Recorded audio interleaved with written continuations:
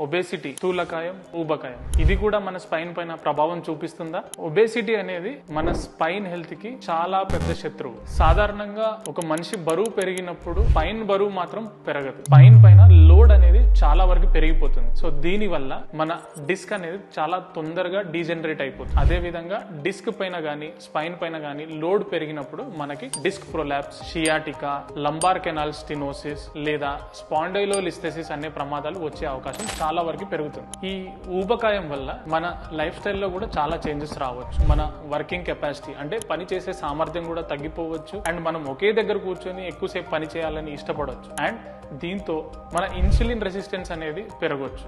And దీంతో పాటు hormonal changes కూడా రావచ్చు. వీటన్నిటి వల్ల మన బోన్స్ అనేవి వీక్ అయిపోయి తొందరగా అరిగిపోయే అవకాశాలు ఎక్కువ. సో ఈ ఒబేసిటీ అదే ఊబకాయం నుంచి మన స్పైన్ ని కాపాడుకోవాలనుకుంటే మన వెయిట్ తగ్గించాలి, రెగ్యులర్ గా ఎక్సర్సైజెస్ చేయాలి, మన లైఫ్ స్టైల్ చేంజ్ చేసుకోవాలి. అదే విధంగా మన డైటరీ మోడిఫికేషన్స్ అంటే క్యాలరీ ఇంటేక్ అనేది కూడా కరెక్ట్ గా చూసుకోవాలి.